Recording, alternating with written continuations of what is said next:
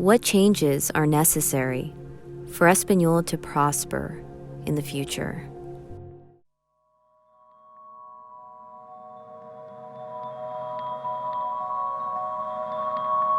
All of NASA's sites are on Espanola right now. They know where Espanola is on the map. Most of them have gone to visit. Actually, myself and another scientist, NASA sent us on a research trip to New Mexico to see the green chili harvest.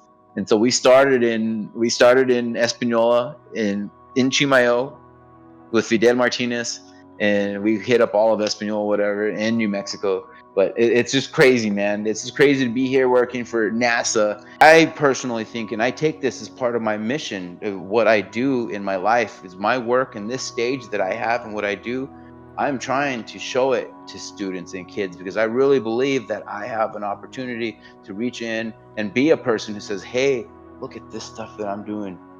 You can do it too. The way to be successful in a place like Espanola is to have a passion, something that keeps you busy, and something that fuels you, whether it's a hobby, a job, something that you do, going and volunteering to help, homeless, feed the homeless.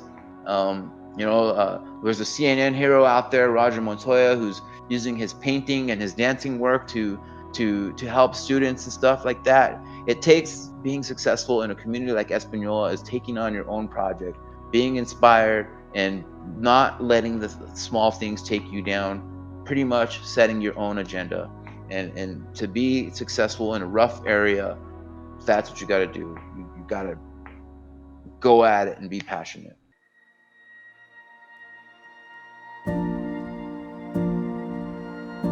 So the kids come, not all of the kids, but a large percentage, I would say, are lacking that sense of a family unit that we would expect children to have. A mom and a dad, sisters and brothers, a car, a home. It's so not the case for so many here. And that's really the motivation to create this place that has food and friends and opportunity and mentors and something to aspire towards in one spot.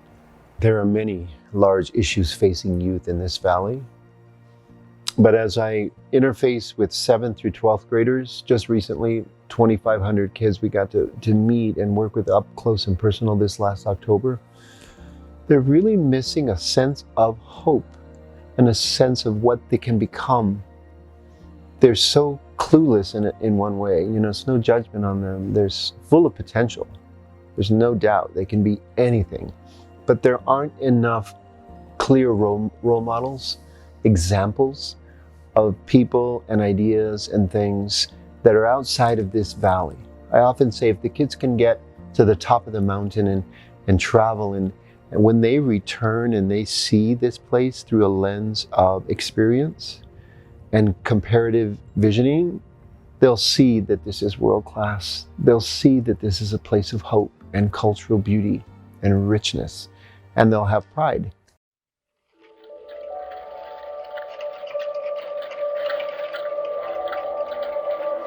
Recognizing that we have a problem and we have to work together to fix it. And that's a perfect illustration of what Roger and Ralph did to bring the community together to support the Pathway Shelter and help these individuals rather than look down upon them and kind of shun them, right? Now the community wants to help. There's volunteers and there's just a lot of passion. And I think that's very positive for our community.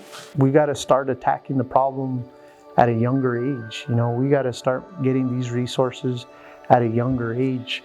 And that reroute program that I was telling you about, I'm trying to get with the chief judge there in Santa Fe and the juvenile probation system to implement that in the juvenile system. So hopefully we can impact them at a younger age, and get them off of the drugs before they hit their 18th birthday.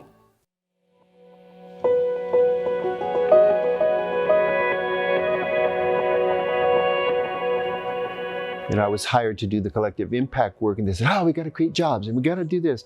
I said, how the heck are we going to do that when there's so much healing to be done? We need a decade or 20 years of serious work to heal those that are already in the crossfire, and then the coming generation through parenting training and prenatal preparation. And it's a big, big arc of change that must happen, because it has to be action-based.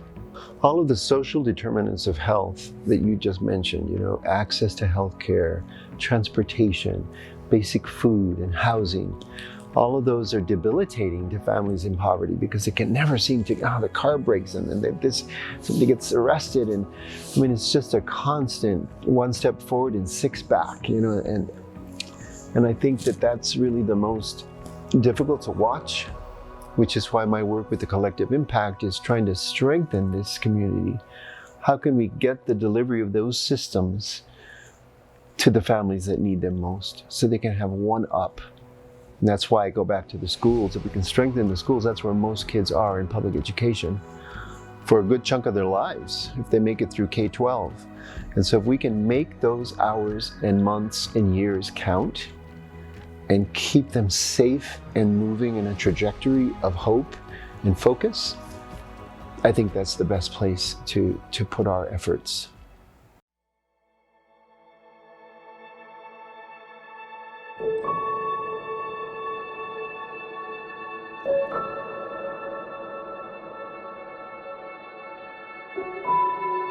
We've always been in the shadow of the capital, Santa Fe, where there's a huge hub of money and finances going through there. Same thing with Los Alamos. Los Alamos has one of the highest spending budgets in the world, right? We also make and store and work on the American nuclear power and energy and weaponry. So all these amazing things going on around us, but very few of those resources come to us, to Espanola. And one of the challenges that stands in our way of progressing is our big shadows that are next to us, which is Santa Fe and Los Alamos. We have long been dependent on the labs for about 75 years. And yes, it was a good thing. It brought in industry and work where families could get a low-paying job and maybe move up the ladder, and some became educated enough to get the real good-paying jobs. But it's been a debilitating factor in some ways. I think the reliance on it has made people complacent and not dig deep and remember that we're land-based. Today, think about industrial hemp as a crop. It's on the rise. It's something that it's perfectly suited for this climate. We have acequias, we have fallow land. Every community has acres and acres and acres along these beautiful rivers. I think opportunity, there's really no economic base, there's no tax base here. We have a good hospital, we have improving schools, but where do professionals live? Where do homeless people live? Where do people coming out of recovery live? All strata of society, the housing issues in this beautiful place are lacking severely. It's one of the biggest issues. So the sense of home and the sense of economic engine, I think of the film industry. If we could somehow bring that green energy into this region, I know many films have been done here traditionally. It's a beautiful place. We certainly have people who could learn to work at all levels, in front of, behind the camera.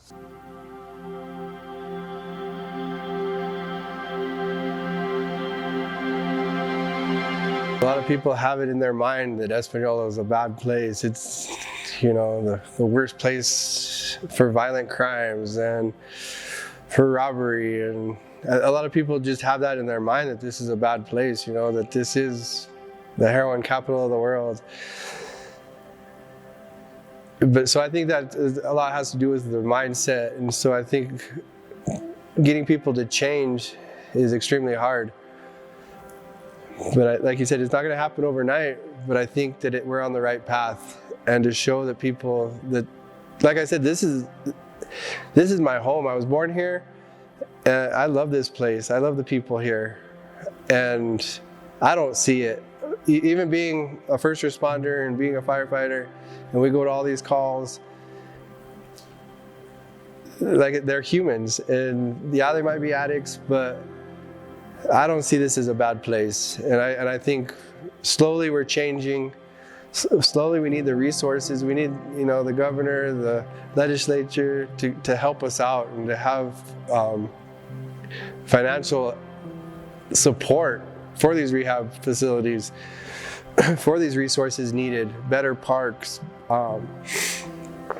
just more things to do with kids.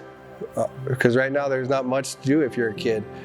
So they're gonna lean towards going and, doing drugs, alcohol.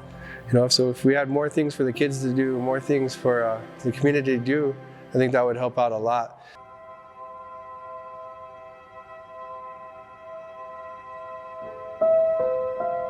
Yeah, I still kind of look around, quite often and say, how the hell did I get here? Just like I did when I was under the bridge. I remember being under the bridge and looking around and hearing the cars vroom, vroom, go up top and looking at what was, my surroundings. And I used to think, how in the hell did I get here?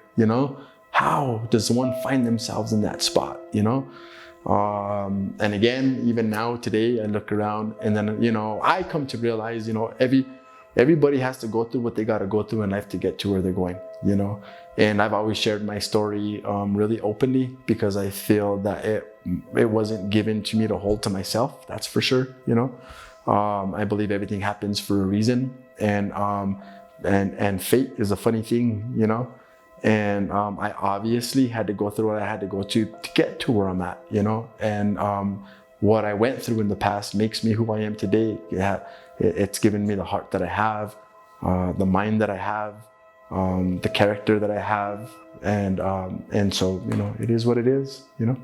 Imagine when an army of young people who are incarcerated or addicted and perceived in the past of they can never do anything, if they become the social workers and the peer support, that's the way to bring a composted society back into growth and be unique and celebrate that. Why not?